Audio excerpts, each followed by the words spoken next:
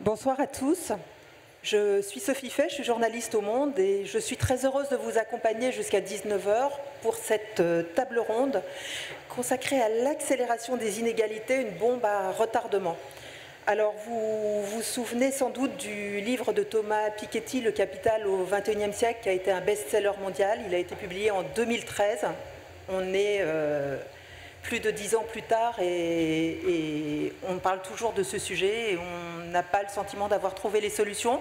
Et donc, pour discuter à la fois du constat, des conséquences que représente cette perception et cette évolution des inégalités, nous avons ce soir un panel très riche. Alors, cette table ronde a été préparée par Philippe Trainard, qui est économiste au Cercle et qui va nous dresser un panorama de la situation. Un panorama à sa manière, vous allez voir. Et puis ensuite, pour en discuter, nous serons avec Jean-François Copé, que vous connaissez sans doute bien, qui est maire de Meaux, qui est aussi président délégué de la Fondation Prospective et Innovation, qui est la fondation fondée par Jean-Pierre Raffarin, et qui est maintenant en charge du projet pour les Républicains. Nous serons avec Heikki Ilamo.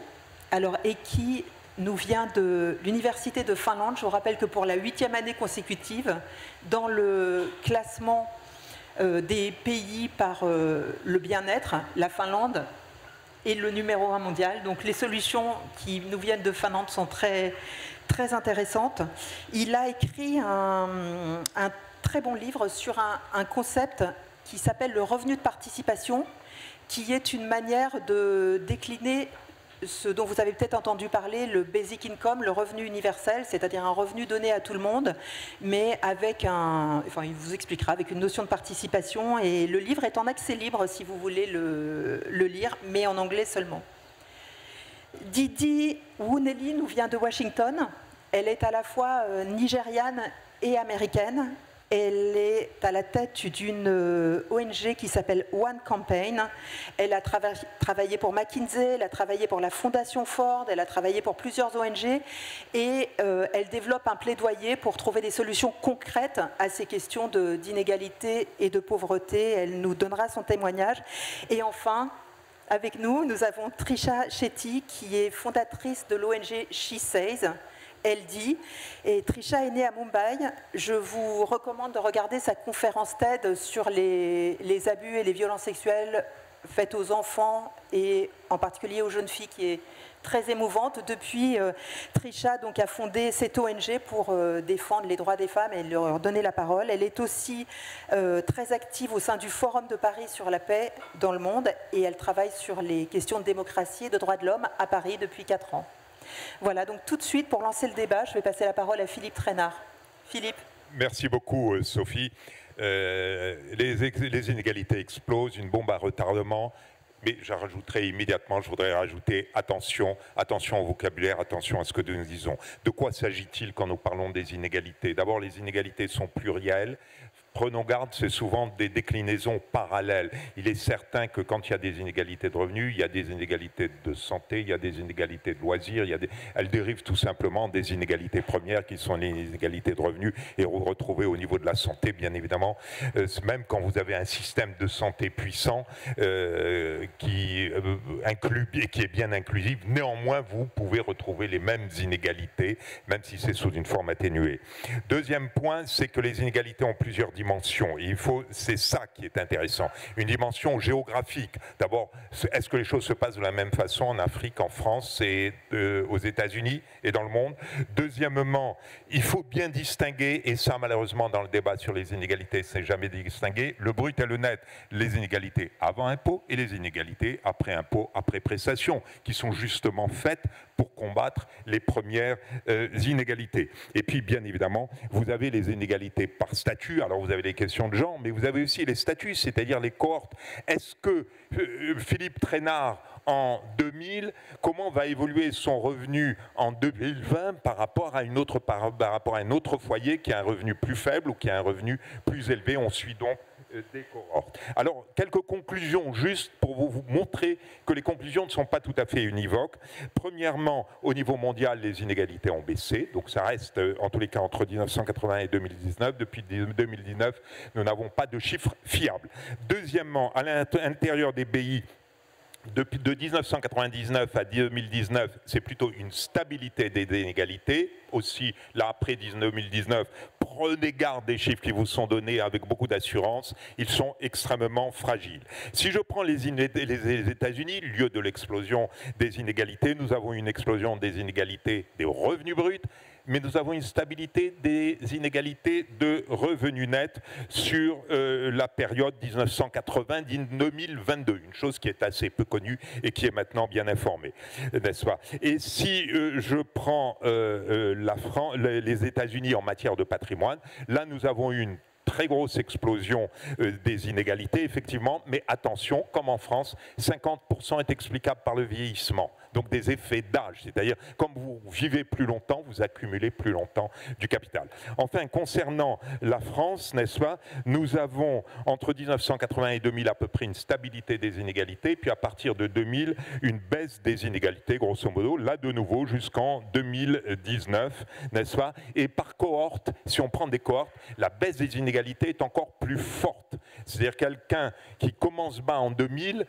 finit relativement mieux, à une meilleure évolution qu'un revenu plus élevé, n'est-ce pas, qu'un ménage qui aurait un revenu plus élevé plus tard. Voilà. Donc vous voyez finalement un tableau qui est extrêmement diversifié, extrêmement complexe. Donc attention quand vous parlez des inégalités, dites-nous de quelles inégalités nous parlons. Alors, bombe à retardement, que faire si vous voulez? Il faut tout d'abord justement faire attention aux données qu'on utilise, aux propos que l'on tient. Il n'y a pas une inégalité, il y a des inégalités, n'est-ce pas? Et attention, le caractère scientifique de ce que vous affirmez, les revenus bruts, par exemple, les inégalités de revenus bruts augmentent, mais ce n'est peut-être pas le cas des revenus nets. Donc vous devez tout de suite préciser de quoi vous parlez. Et vous devez considérer l'ensemble sur cette base. Probablement, l'action la plus fondamentale, celle qui conduit le plus à la réduction des inégalités, c'est l'éducation, et c'est l'éducation de qualité, pas n'importe quelle éducation, n'est-ce pas? Donc toute une réflexion, n'est-ce pas, pour éviter une bombe à retardement en la matière. Alors, bien évidemment, il y a un aspect des inégalités qui peut être lié à une domination politique, à une domination économique, n'est-ce pas, pouvoir de monopole, etc. Mais là, ça ne relève pas ni de la taxation, ni des prestations sociales, cela relève de la politique de la concurrence. Donc, chaque fois, les moyens pour éviter une bombe à retardement sont des moyens éducation, politique de la concurrence. Et je crois que le conseil pour tous les hommes politiques, mais peut-être, je ne sais pas, Jean-François, ce que vous en penserez, c'est toujours d'être très clair sur l'objectif qu'on poursuit en la matière, de façon à ce qu'on n'ait pas un débat religieux, mais un vrai débat de fond et social. Merci. Merci Philippe. Vous n'avez pas prononcé le mot impôt, pas le mot taxe, alors que c'est quand même un débat en France, puisqu'on a eu un débat au Parlement très récemment sur la taxe Zuckman, qui permettrait de taxer les très très très hauts patrimoines. Et puis on a un débat quand même, on a en face de nous un débat budgétaire qui va être compliqué, donc qui doit supporter les efforts à faire pour réduire le déficit et la dette. Et puis j'ai envie de vous poser une question, Jean-François Copé. Si les inégalités ne sont pas si graves, pourquoi on en parle tant dans le débat politique français et quelles sont les solutions? On en parle d'abord et avant tout parce que c'est un support idéologique majeur. Et d'ailleurs, le débat politique, il se nourrit beaucoup d'idéologie et pas suffisamment de pragmatisme, et ce depuis très longtemps. On est dans une gigantesque hypocrisie, en fait. Le débat dont on parle en permanence et les rapports de Piketty auxquels vous faites allusion, c'est un fonds de commerce, en fait, parce que il ne s'agit pas de savoir de combien se situe l'écart entre le plus riche et le plus pauvre. La question, elle est de savoir comment est-ce qu'on fait en sorte que les classes moyennes ne décrochent pas. Parce que c'est ça le paradoxe qu'on est en train de vivre. C'est que jamais, sans doute, la perception des inégalités n'a été aussi importante par la population française. Et ce, pour une raison simple, c'est qu'on leur en parle toute la journée. Et jamais le pays n'a été aussi généreux socialement. Jamais. Et d'ailleurs, le deuxième paradoxe, c'est que jamais les Français n'ont eu autant le sentiment d'une forme de déclassement, pour beaucoup d'entre eux. On n'y arrive pas, on ne gagne pas assez, etc. Et jamais le taux d'équipement des Français n'a été aussi élevé. Surtout si vous le comparez à ce que nous avions il y a 30 ans en matière de... Le taux d'équipement en voiture, en électroménager, équipement de la maison, pouvoir d'achat pour partir en vacances, etc. Ce qui ressort de ça, c'est quoi? Si je devais le résumer, je prendrais volontiers la célèbre phrase de Sylvain Tesson. La France est un paradis dont les habitants pensent qu'ils sont en enfer. Le véritable enfer, il n'est pas en France, il n'est pas en Europe et il n'est même pas en Occident. En fait, le véritable enfer, il est dans ces pays qui n'ont aucune régulation, très peu de système social et qui vivent comme des poudrières, d'où le terme de bombe à retardement, les inégalités les plus absolues en matière de santé, en matière de logement, en matière de violences faites aux femmes et aux enfants, en matière de conditions de travail, et aucun des pays que je décris ne sont en Occident, et encore moins la France. Alors pourquoi je vous dis tout ça? C'est parce que je pense qu'en fait, nous avons un énorme sujet, nous, qui est d'aller maintenant à la réponse. C'est-à-dire d'arrêter de se trouver en permanence dans la complaisance d'un discours facile sur l'écart d'inégalité, l'écart de revenus qui n'aurait comme seule solution que l'augmentation d'impôts des riches qui sont forcément stigmatisés comme des méchants, alors que la seule chose qui importe, d'abord, un, c'est qu'il y a assez de riches pour payer les impôts, et puis deuxièmement, que les plus modestes, on puisse les aider à enrayer leur décrochage, et donc c'est d'aller à la solution. Et les solutions, on les connaît. La première d'entre elles, c'est de dire la vérité. C'est de dire qu'on ne peut pas mettre 1,5 litre d'eau dans une bouteille d'1 litre. Et que donc, si on veut gagner plus, il faudra forcément travailler plus, quitte d'ailleurs à incentiver beaucoup la demi-journée supplémentaire. C'est dire de la même manière que les vraies inégalités, elles sont, Philippe a totalement raison de le dire, dans l'éducation, dans le milieu social dans lequel on est, et ça pour le coup c'est vrai dans le monde entier, et s'il y a un domaine dans lequel il faut travailler en France, la réduction des inégalités, c'est tout ce qui fait qu'aujourd'hui, un certain nombre de milieux sociaux voient des enfants naître avec moins de chances que les autres parce que les appareils éducatifs, les conditions sociales ne sont pas suffisamment étayées pour qu'un certain nombre de gosses s'en sortent parce que la tentation des réseaux sociaux, la tentation des trafics de drogue sont évidemment beaucoup plus fortes, malheureusement, dans les quartiers difficiles. La deuxième chose sur laquelle il faut travailler, c'est les inégalités territoriales. La France n'est pas un jardin à la française, en fait. Ce n'est pas la même chose un centre-ville bourgeois, une banlieue difficile, comme celle que j'ai pu connaître dans la ville que j'administre, la ville de Meaux, ou dans les zones rurales. On n'a pas les mêmes problèmes, on n'a pas les mêmes populations. Et on voit très bien que cette fracture-là, elle est réelle. Et puis, la troisième chose que je voudrais dire, parce que ça permet de lancer le débat tout de suite en allant aux solutions plutôt que de pleurnicher sur le constat, le troisième point que je veux dire, c'est que tout cela génère un doute structurel et gravissime sur ce qui est pour moi, Philippe, la vraie bombe à retardement, le doute sur l'efficacité de la démocratie. C'est-à-dire que depuis ces dernières années, on entend un certain nombre de gens dire finalement la démocratie, c'est pas génial, c'est pas très efficace, en fait, je gagne pas plus avant qu'après, donc peut-être c'est un problème de démocratie finalement. Tous ces dirigeants-là, ils sont pas efficaces. Peut-être qu'un bon dictateur, ça détendrait finalement. Bon, faut pas être trop regardant sur les libertés, mais sur le reste, ça a l'air de pas marcher pas mal chez les méchants. Donc il faudrait peut-être regarder ça. Et notre débat, il est là. Comment est-ce qu'on est capable, nous, dans la démocratie, de rappeler que nous sommes capables d'être efficaces? Et c'est ce défi-là qu'il faut relever. Et pour le relever, il faut objectivement, là je parle de la France, mais même de manière générale des dirigeants occidentaux, donner un autre spectacle que le spectacle lamentable que donnent aujourd'hui un certain nombre de dirigeants de pays occidentaux qui incarnent une médiocrité que nous allons payer très cher. On a surtout le sentiment que quand même, on a des inégalités de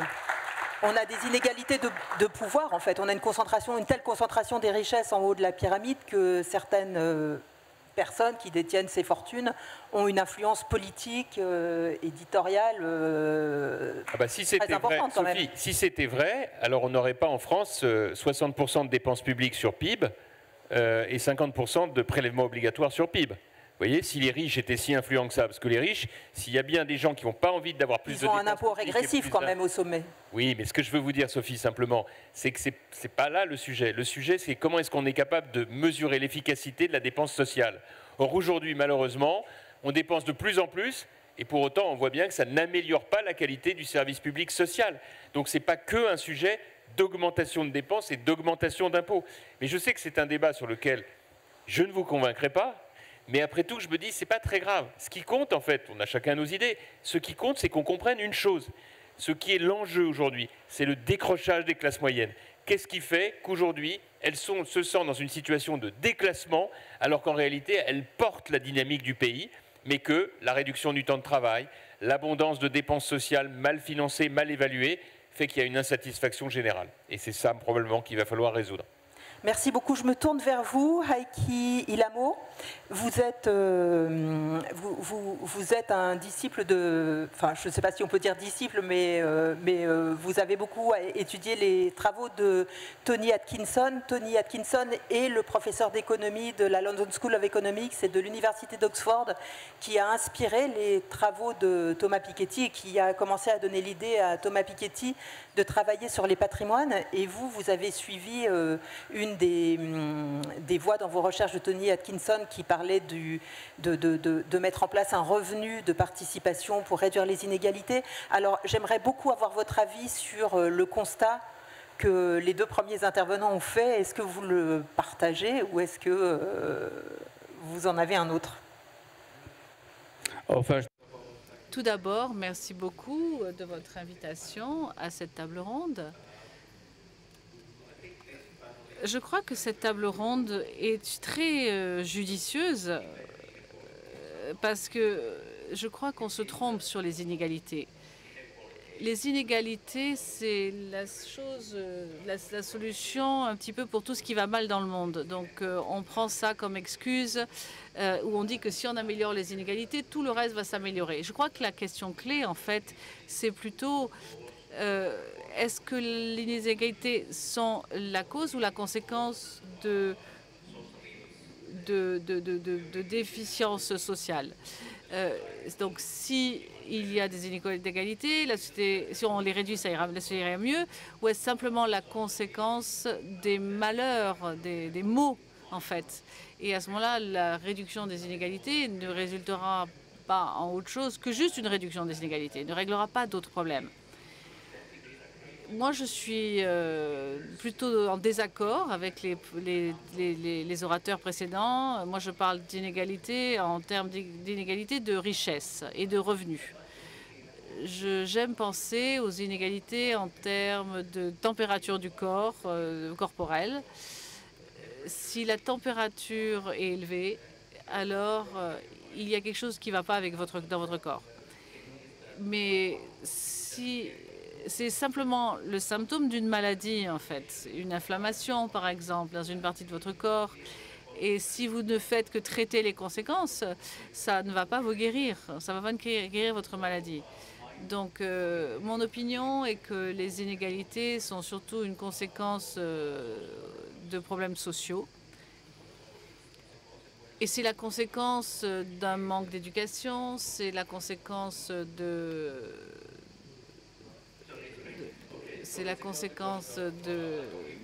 d'un manque d'emploi, un manque d'opportunités, de chance, de soins de santé, de système de santé. Il y a d'autres facteurs qui rentrent en cause, comme une structure de marché monopolistique. Et ici, je crois que si vous réfléchissez à quel type de mots sont derrière l'augmentation de ces inégalités, c'est en s'attaquant à ça qu'on va vraiment pouvoir avoir un résultat et des améliorations. Donc ce que je ne dis pas, c'est qu'on ne devrait pas avoir de mesures de protection sociale, bien sûr, ou de transfert de revenus, c'est très important. C'est très important d'avoir des mesures de protection sociale. Ça aide les personnes à se protéger de risques sociaux, comme de perte d'emploi ou de tomber malade. Mais une très bonne assurance contre le chômage ne crée pas des emplois. Ou alors l'assurance maladie ne guérit pas la maladie non plus. Donc il faut qu'on ait d'autres politiques en place également. Donc on parle des impôts, bien sûr.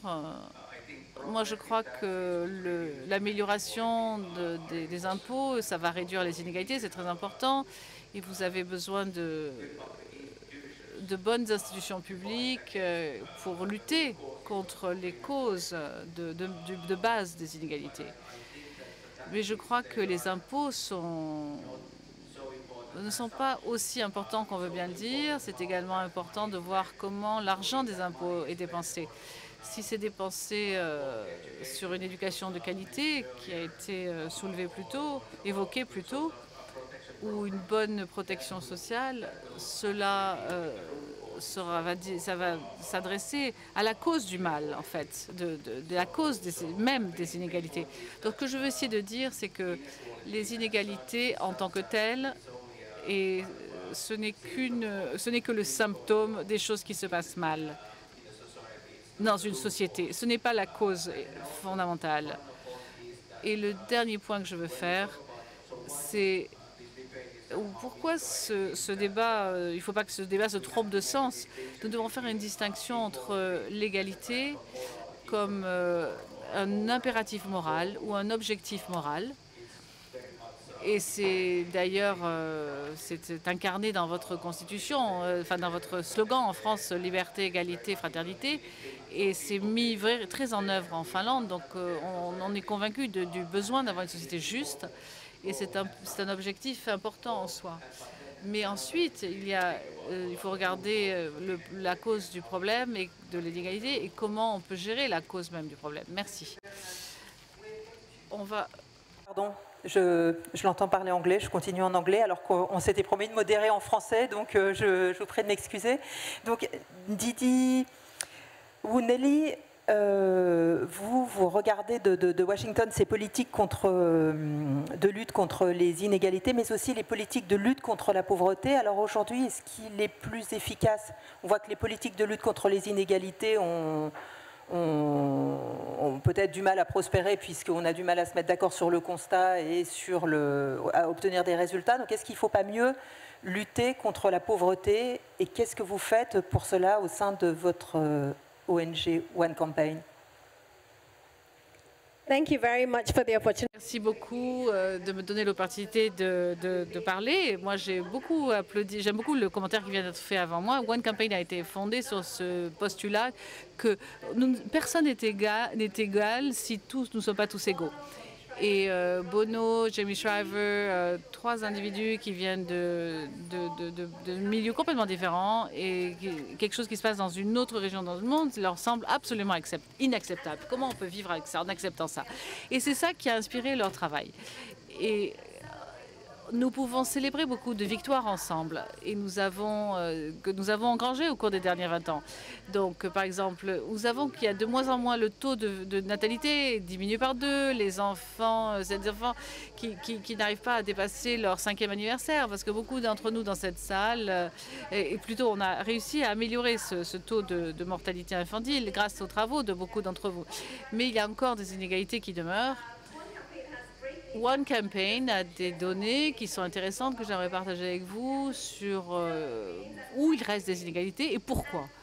Et la raison pour laquelle ça arrive, c'est quand certaines des inégalités demeurent, on voit que 2 tiers des pays les plus pauvres sont caractérisés par la fragilité, des conflits et des violences. 460 millions de personnes vivent en pauvreté extrême dans ces pays. Et les conflits, c'est quelque chose qu'on reconnaît comme un vrai problème, qui est la cause de ces inégalités. Qu'est-ce qui conduit l'inégalité dans ces pays? Le numéro 1, des barrières structurelles. À One Campaign, on parle de la dette, par exemple. Nous avons 20 pays qui sont pratiquement en train de tomber dans la dette. Pourquoi? Parce que le coût de la dette est très élevé. Nous avons des données qui montrent que la plupart de ces pays payent beaucoup plus qu'en Europe. Et ils payent encore plus à l'Europe que ce qui arrive dans leur pays. Donc en Afrique, par exemple, qui est un continent qui est très affecté par ce problème, nous avons calculé que nous, même dans le secteur privé, où nous prenons la dette, nous récupérons la dette de l'Europe, on paye 500% de plus qu'en Europe, à cause de ces bonus de primes qui sont à payer pour investir dans ces pays, à cause d'une mauvaise perception de cette région du monde. Et la plupart de ces perceptions ne sont pas fondées. Elles ne sont pas fondées sur les données, elles sont basées sur des notions fausses. Donc, on a calculé que le coût de rapport négatif des élections en Afrique a un coût en dollars directs. Donc, si on essayait de démanteler ces barrières structurelles avec One Campaign, c'est ce qu'on essaie de faire, et chercher du capital, on cherche quelques problèmes et quelques étapes potentielles. Un d'entre eux serait de changer le discours. Quand on pense à investir dans la vie des autres, est-ce que c'est un coût, est-ce que c'est un avantage? Quel est le retour sur investissement si on investit dans la vie des autres? Et à One Campaign, on se bat pour Gavi, qui est une alliance internationale pour la vaccination. Et ces dollars qu'on a investis dans Gavi résultent, certaines personnes vont dire, en 20 fois plus de données. Les données vont dire qu'il y a un retour 20 fois plus élevé. C'est un super retour sur investissement. Donc parfois on dit, je veux dire vacciner mes enfants en France, mais je m'en fiche de ce qui se passe dans le reste des régions du monde. Pourquoi ça m'intéresserait? La France donne moins que 1,01% de son PIB à aucune autre partie du monde et a coupé ses investissements de 40%. Donc quand vous demandez l'Européen de base, est-ce que vous sentez bien que votre pays donne un 0,0 quelque chose % pour sauver une vie? Tout le monde dit oui, moi j'ai besoin d'être un héros, j'aide d'autres régions du monde. On a un bureau en France, c'est magnifique, les jeunes qui se battent pour la cause et nous sommes fiers des Français qui croient que leur pays devrait aider d'autres régions du monde. Et c'est un tout petit investissement, 1 euro, mais moins d'1 euro. Et c'est moins de 40 cents. On parle de cents ici, oui, pour les euros. Ça devrait être utilisé pour sauver une autre vie. Donc, essayez de changer cette histoire. Essayez de changer le retour sur investissement. Et on est plus connecté qu'on le pense. Le Covid-19 nous a connectés rapidement, mais on a oublié cette connexion depuis. Comment est-ce qu'on le reformule? Ça, c'est la première étape. La deuxième étape, c'est le rôle des données. Et on a parlé de données ici. Et je crois que les réseaux sociaux donnent à tout le monde l'impression d'être pauvre. Parce que beaucoup de jeunes ressentent la pression il y a une vie, les autres ont une meilleure vie ailleurs. Et il y a un super mariage à Venise et tout le monde dit je voudrais avoir un mariage comme ça. Moi j'ai vu plein de jeunes filles qui rêvaient de ce mariage. Non, pas dans cette pièce. Donc maintenant vous savez, les exemples sont tellement élevés sur le reste du monde et ce que les gens attendent de la richesse. Et ça c'est inacceptable. Et il faut vraiment reformuler ce que c'est que la richesse. Et la richesse, c'est le capital social, ça a une valeur en fait.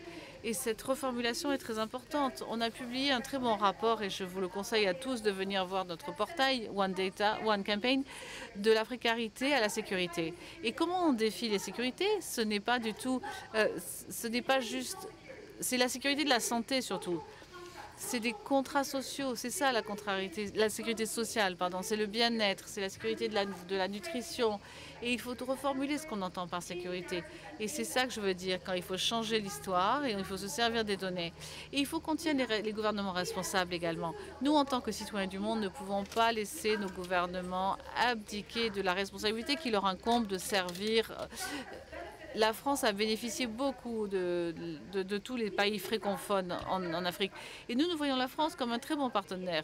La France ne peut pas abdiquer de sa responsabilité aux fonds mondiaux, à Gavi et aux organisations qui jouent un rôle très important pour nous unifier.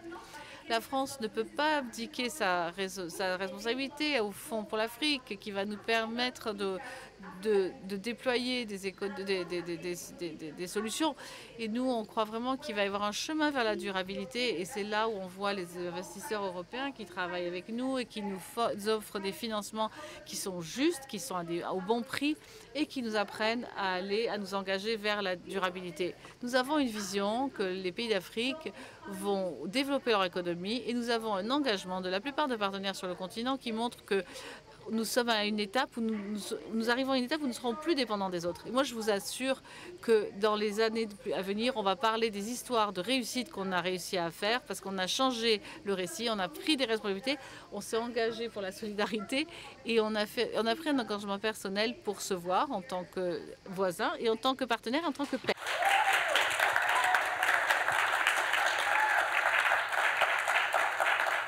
Merci beaucoup. Donc on a bien compris qu'il y avait ce problème, cette question des inégalités nord-sud, mais est-ce qu'il y a à l'intérieur des pays africains des inégalités qui sont mal perçues par les personnes ou est-ce que ça n'entre pas dans le débat politique? Mais si ça fait partie du débat politique, on a les mêmes attentes des autres nations. On a les mêmes attentes pour la fiscalité, le retour des flux financiers,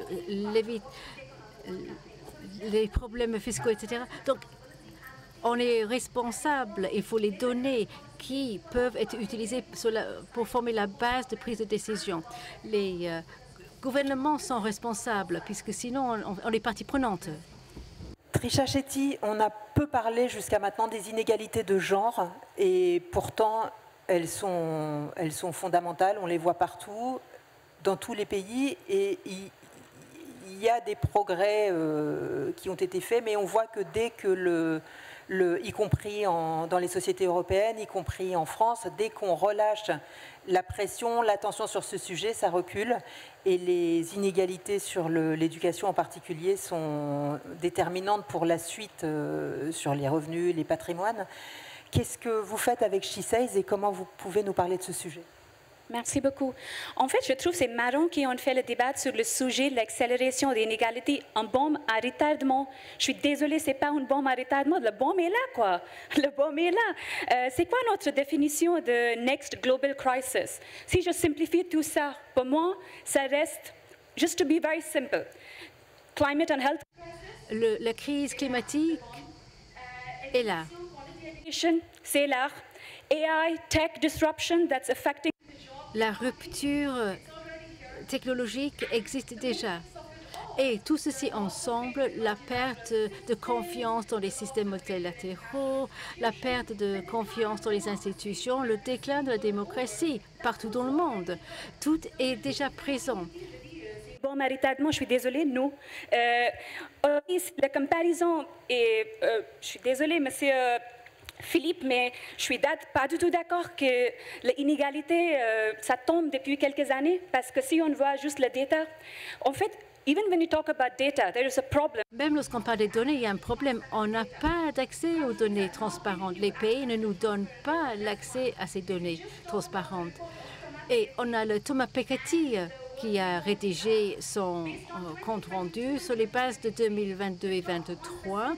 L'1% le plus élevé en Inde a un revenu qui correspond à 22,6% de tout le monde et partage et possède 40% de la richesse de tout le pays. Oui, le PIB, ça marche bien, mais où va l'argent? Nous avons 900 millions de personnes qui pourraient travailler en Inde, 900 millions de personnes. Mais en vérité, l'Inde n'est pas vue comme une démocratie avec des citoyens. We are looked at as consumers and a market. Nous sommes les consommateurs et un marché pour l'Occident. Ça, c'est la première vérité. Donc, parmi ces femmes employées, certaines femmes éduquées ne cherchent même pas un travail. C'est ça la situation actuelle. Ce sont des femmes avec une bonne éducation qui ne cherchent plus à être employées. Avec beaucoup de choses que vous avez dit, mais pas du tout avec les choses que vous avez dit. Le sujet des inégalités ne touche pas la France. Si on parle juste sur le sujet des inégalités pour les femmes, 1 out of every 8. Une femme sur 8 en France va être violée. Une femme française sur 8 va être violée. Donc, le concept d'inégalité nous impacte tous. Et c'est là où on peut trouver beaucoup de solidarité. Pour moi, la crise véritable, et bien sûr, on parlait des solutions après, mais il faut dire comme on sait, la crise est que si tu n'as pas la bonne couleur de peau, si tu ne parles pas la bonne langue, si tu n'as pas le bon passeport, ton égalité n'est pas prise au sérieux. Et les chiffres ne correspondent pas. On ne peut pas parler d'une bombe à Soudan. À Soudan, il y a la crise la plus importante qui est en train de se dérouler. 6 millions de femmes et d'enfants ont été déplacés. 12 millions d'individus sont impactés par la violence basée sur le genre. Si on parle de Gaza, le génocide qui se déroule actuellement, les experts disent que ce génocide va mener à la fin de toute la vie à Gaza. Qu'est-ce que ça veut dire? 52 500 000 morts, 70% femmes, enfants. Et ça, c'était le 18 mars 2025. Depuis lors, il y a eu davantage de morts. Alors, ce que l'on voit et on revoit, lorsqu'on parle d'une crise mondiale, il faut que ça arrive aux États-Unis ou à l'Europe pour que... Mais le problème est déjà là et la solution est là aussi. Merci beaucoup.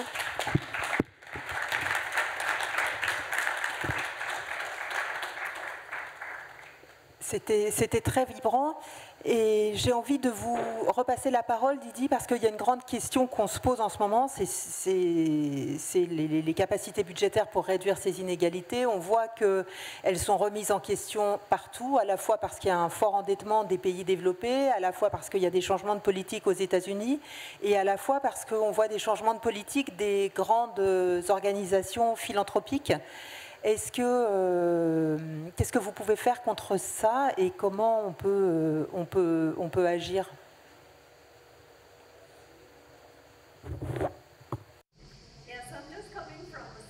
En fait, j'étais à Seville, là où il y a un sommet sur le financement pour le développement. Et c'était la première question abordée. C'est une bien réalité. Et là-bas, à Séville, quelqu'un a dit que la grange a brûlé. Maintenant, je peux voir les étoiles. Et c'est ça la crise que nous vivons actuellement. Les États-Unis ont renoncé le leadership de ce mouvement. C'est le moment pour l'Afrique, l'Asie, l'Europe à prendre la place et combler cette vide. Moi, je suis américaine et je suis nigérienne aussi. Jamais je n'imaginais le dire, mais c'est la réalité. C'est la première chose à reconnaître. Quelqu'un a dit le Père Noël passait à l'époque, mais non, il n'existe plus le Père Noël. Il a fallu beaucoup de souffle qui a été extrait du développement. Mais ça ne veut pas dire qu'on pose nos armes. Nous continuons à nous battre, puisque dès qu'il y a une coupe, les citoyens vont s'élever et exiger une réellement des sous, puisqu'on se soucie les uns des autres. Mais cette histoire que les citoyens s'en foutent, ce n'est pas vrai. Aux États-Unis, au Royaume-Uni, quand on a vu des coupes, les gens disent que oui, je m'en préoccupe, je vais être fier de mon pays. Deuxième point, on a besoin de nouvelles formes de capitaux. Le concept de mon pays d'abord et vous ensuite, ça ne fonctionne plus.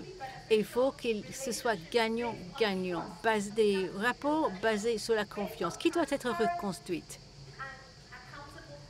Il faut des partenariats responsables où le financement va là où il a besoin au bon prix. Et l'Afrique accueillera le G20 pour la toute première fois. Et c'est l'Afrique du Sud qui est la haute. Nous avons vu ce coût de capital comme question clé. Et la dette également, question clé. Si les pays sont en train de plus payer que ce qu'ils ne reçoivent, c'est inacceptable. Il faut vraiment enlever les barrières structurelles. Il faut des gouvernements, des agences de notation. Il faut les marchés qui jouent à jeu égal. Et je sais que la migration est toujours problématique en France comme ailleurs dans le monde. Et on a déjà évoqué. Mais l'effectif de l'avenir va venir de l'Asie et de l'Afrique, parce que ces continents-là ont beaucoup à contribuer. Dès qu'on a une équipe de travail qui est talentueuse, il faut les payer équitablement. Mais maintenant, on voit une vue contre ces effectifs. Lorsqu'on va au Sénégal, on voit les travailleurs et eux, ils sont traités comme des supérieurs. C'est inacceptable. Lorsqu'on a des Sénégalais ici en France, on les traite comme inférieurs. C'est inacceptable. Donc, on a vraiment besoin de recalibrer notre prise sur la migration et l'Afrique va jouer son rôle dans la fourniture de l'effectif pour l'avenir. Les médecins, les infirmières et les autres pour l'avenir. Oui, les minerais clés et la nourriture. L'Afrique pourrait se nourrir et nourrir le monde. Donc, réfléchissons sur les secteurs clés. Notre vision est que l'Afrique est un joueur comme les autres. Il faut enlever les accueils et les barrières. Il faut relever le monde. Donc, levez-vous. La Nigérie peut se lever. Le Sénégal peut se lever. On va être plus forts tous ensemble. D'abord, je trouve que l'échange qu'on a est extrêmement intéressant et il pose assez bien les différences qui peuvent nous opposer les uns ou les autres dans l'analyse. Je voudrais faire 2-3 remarques quand même par rapport à ce que j'ai entendu. La première concerne l'Afrique, parce que je vous ai évidemment écouté et c'est un sujet que, avec d'autres responsables politiques français, je connais, je partage. Je voudrais vous dire une chose. L'Europe en général, la France en particulier, n'a pas à rougir du travail qu'elle s'efforce de faire en termes de partenariat avec l'Afrique, et notamment l'Afrique francophone. Dans le domaine économique, dans le domaine culturel, dans le domaine de la sécurité, il y a eu des travaux exceptionnels qui ont été mis en œuvre. Et dans votre analyse, il y a une chose que vous n'avez, me semble-t-il, pas assez mentionnée. C'est que pour que deux États travaillent ensemble, un État français et un État africain, parce que ce n'est pas l'Afrique en général, chaque pays est différent, il faut qu'il y ait des interlocuteurs.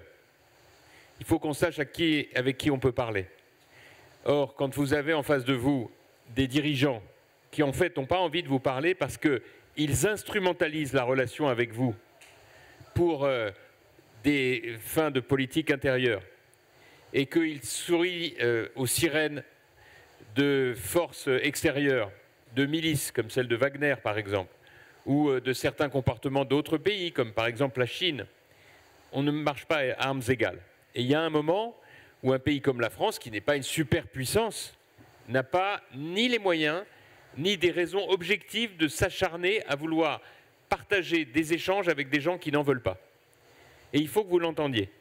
Je peux témoigner que l'engagement de la France en matière de sécurité avec l'Afrique subsaharienne pour lutter contre le terrorisme islamiste et toutes les violences faites aux femmes, l'engagement de la France a été exceptionnel et qu'il s'est traduit par un revers extrêmement humiliant pour nous, extrêmement décevant pour nous, au point qu'un certain nombre d'entre nous, on s'est dit finalement, puisque les Africains, les États africains concernés trouvent que c'est mieux avec d'autres, que Wagner, on leur laisse et qu'ils s'en débrouillent.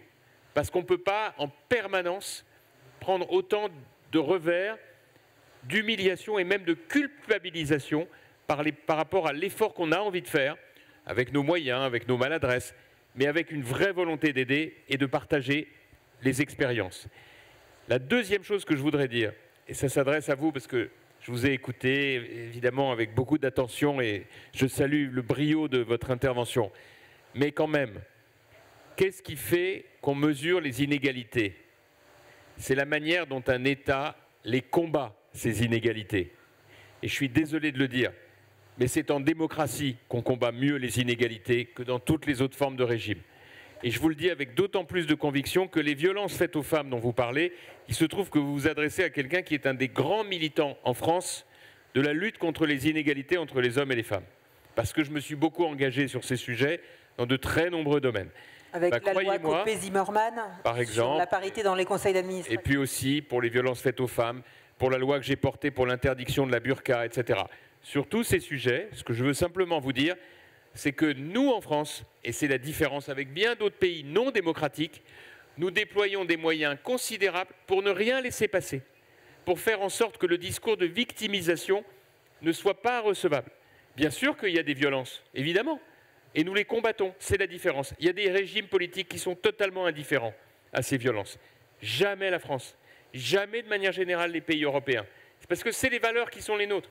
Donc, je pense qu'il faut l'entendre, parce qu'il y a un moment où on ne peut pas mettre sur le même plan tous les pays du monde.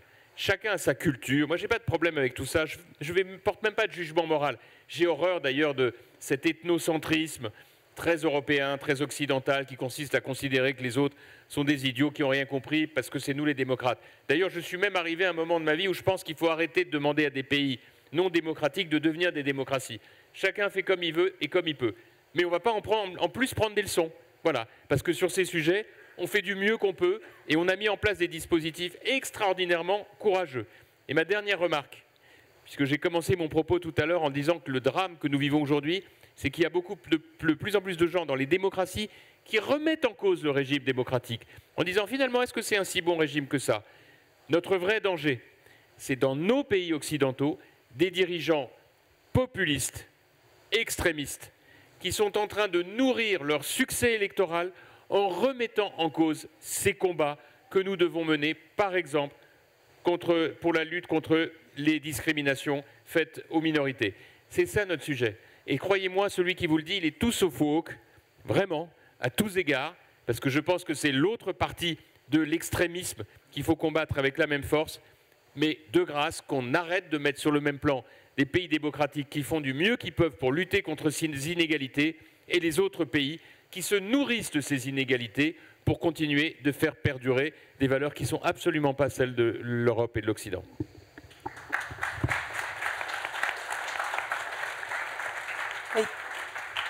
Heikki, vous vouliez réagir? Well, I just want to. Je souhaite tout simplement exprimer mon admiration pour votre analyse passionnée et très juste de ce qui se passe dans le monde. Et bien sûr, la situation est grave. Mais j'aimerais souligner le fait qu'ici, on regarde dans le long terme, les choses vont être différentes. Un exemple, par exemple. Il y a 100 ans, la Finlande avait la guerre civile la plus ensanglantée en Europe. Et maintenant, nous sommes le pays le plus heureux depuis 8 années consécutives. Et un autre exemple est la Chine. À ma naissance, des dizaines de milliers de Chinois sont morts de faim. C'était la première famine du monde. Et maintenant, regardez ce qui se passe en Chine. Et si on revient sur ce que vous avez dit vis-à-vis de la démocratie, oui, nous sommes un peu trop autosatisfaits si on se contente que de regarder nous. En Chine, ils ont géré l'inégalité, même s'ils ont eu une croissance économique incroyable, qui a permis à des centaines de millions de personnes de ne plus être dans la pauvreté. Donc c'est une réussite, n'est-ce pas? Il faut l'accepter telle qu'elle et imaginer comment on pourrait faire mieux. Donc la démocratie ne mérite pas notre admiration. On peut faire mieux. Si on peut faire mieux avec un régime autre que l'autre, il faut réfléchir là-dessus. Et je voudrais revenir sur ce que vous avez dit concernant l'investissement, le développement du financement, tout ce qui se passe au niveau de l'État et international. Moi, je travaille sur l'adaptation au changement climatique dans le sud de Madagascar, anciennement une colonie française. Et c'est le premier endroit au monde à subir une famine causée par le changement climatique. Et donc, nous sommes en train de travailler là et les gens travaillent avec les petits actifs à leur disposition. Ils sont peu nombreux. Mais l'État est un grand acteur. Il faut juste travailler avec les moyens d'un bord. On peut enseigner comment faut faire du forage pour chercher de l'eau, comment cultiver les légumes. Voilà, il faut tenir compte de ce qui se passe sur le terrain. Il faut également ne pas se décourager parce que vraiment c'est une tragédie aux États-Unis avec l'USAID et tout ça, mais il y a d'autres choses qui se passent d'une manière plus positive. Assez peu abordé les inégalités liées au réchauffement climatique qui vont être aussi très fortes. Pendant tout ce débat, on s'est un peu éloigné parfois des questions économiques. Philippe, est-ce que vous voulez revenir un peu sur le cœur du sujet? Peut-être une petite réponse sur ce qui a été dit. Attention sur les résultats, je le souligne. sur les tendances des inégalités depuis 2019, donc sur la période récente, les données sont d'une très grande fragilité. Nous avons certaines données, notamment par des organisations, des ONG, qui pointent un accroissement des inégalités. C'est à prendre avec beaucoup de prudence, surtout que justement, dans ces statistiques, la distinction brute-nette n'est pas nette, et nous devrons attendre pour avoir une vraie vision du sujet, quand même d'avoir des idées, des chiffres beaucoup plus précis. Non, ce que je crois un tout petit peu, moi, de ce que j'ai entendu, c'est quand même, il y a quelques points, on a à faire preuve d'objectivité, donc de prudence aussi quand on parle des inégalités. Mais deuxième point, qu'on est quand même dans des systèmes, il ne faut pas se fermer les yeux, qui sont des politiques sociales qui sont relativement généreuses dans les pays occidentaux, et que la taxation n'est pas toujours un très bon moyen de réduction des inégalités. Parfois, c'est peut-être même un moyen d'appauvrir, peut-être de réduire les inégalités, mais en appauvrissant les plus pauvres, n'est-ce pas?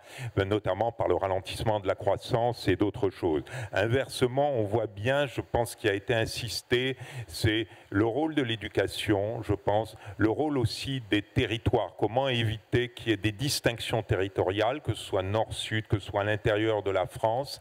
Et puis, je crois que ce qui a été très important, parce que ça a été une grande part du débat, c'est qu'au fond, la sécurité, pas la sécurité simplement au sens il faut qu'il y ait des flics pour pas qu'on vous vole votre portefeuille, mais aussi la sécurité pour les femmes, n'est-ce pas? Une dimension des inégalités, effectivement, si vous rentrez chez vous et vous n'êtes pas sûr que vous n'allez pas vous faire racketter, violer, à ce moment-là, il y a une inégalité fondamentale et qui est vécue comme une perte de bien-être absolument fondamentale. Ce sont plusieurs points de perte de bien-être, et donc là il y a une vraie inégalité qui demande un combat. Et je crois que le dernier point qui me paraît important, mais là je suis au seuil de ce que peut dire l'économiste, n'est-ce pas, qui peut considérer des économies démocratiques et des économies non démocratiques, mais que les institutions libérales, que des institutions démocratiques sont absolument clés à la fois par le pouvoir critique qu'elles donnent, critique aussi des données, et qui sont la base même à partir desquelles on peut mener des luttes contre les inégalités, car vous avez cité un certain nombre de pays qui ont été cités ici.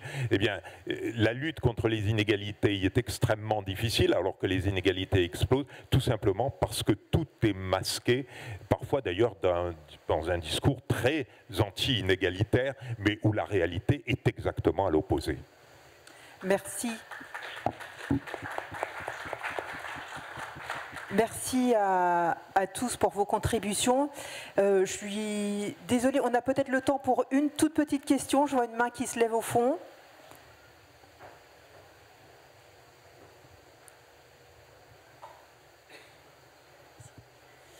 Bonjour, merci beaucoup. Je vais tenter de rester concis. Alors, je m'appelle Robin Nardot, je suis étudiant en sciences politiques à Grenoble et aspirant journaliste. On a la chance ici d'avoir tous les matins la presse des partenaires, notamment il y a le groupe EBRA qui distribue son papier, c'est notamment le Dauphiné Libéré, l'Est Républicain, c'est un gros groupe de presse. Et il y a Jean-Marc Jancovici qui a parlé sur le papier, ça m'a rappelé quelque chose qui dit beaucoup en interview, qui nous parle beaucoup à nous jeunesse, notamment sur France Inter la semaine dernière, si je ne dis pas de bêtises. C'est quelque chose qui dit sur, est-ce que, sur un sondage qu'il évoque beaucoup sur, est-ce que vous seriez d'accord pour limiter le nombre de vols, l'accès à l'avion? Les gens répondent non. Par contre, si on rajoute limiter le nombre de vols et interdire les jets privés, la majorité dit oui. Et dans le même esprit, aujourd'hui en France, on a encore des méga-bassines, donc on privatise l'eau. Il y a beaucoup d'inégalités au sein même de ce pays sur le changement climatique, l'accès à l'eau qui va se raréfier. Et moi, ça m'inquiète beaucoup. Est-ce que quelqu'un aurait envie de réagir? Moi, je veux bien me dévouer. Merci beaucoup. Moi, je veux bien vous répondre. Le prochain programme de LR. Je n'en sais rien. Mais je veux bien vous répondre là-dessus. Je pense que le sujet du développement durable est un sujet absolument gigantesque. Nous commençons maintenant à avoir, depuis une quinzaine d'années, un peu d'expérience sur la manière d'adresser les problèmes. Il faut commencer par dire tout ce qui a été fait de positif, de remarquablement positif en matière de protection de la planète en Europe et en France. La grande erreur et le grand malentendu du discours politique, c'est de culpabiliser les gens parce que ça leur donne le sentiment d'une profonde impuissance à leur place pour contribuer à la planète. Et donc, ça décale le débat. Le débat, il n'est pas de savoir combien de fois on prend l'avion. Le débat, il est de savoir si on est capable, sur l'ensemble des registres de la vie humaine, d'être plus écologique. Par exemple, aujourd'hui, en France, on est l'un des pays du monde qui trie le mieux ses déchets. On est l'un des pays du monde qui a une des eaux les plus propres. On a un des pays du monde, et il faut le préserver, qui a une des agricultures les plus éco-responsables, contrairement à toutes les sornettes qu'on peut raconter. On est un des pays du monde en matière d'énergie qui a réussi à trouver un équilibre en mix énergétique. Et donc, il faut éviter les doctrinaires, il faut éviter les caricatures. Le sujet, ça n'est pas, pardon de le dire, le jet privé. Le sujet, c'est est-ce qu'on est capable d'avoir des avions propres, c'est-à-dire des avions qui ont un carburant propre. Et les technologies vont le permettre de plus en plus.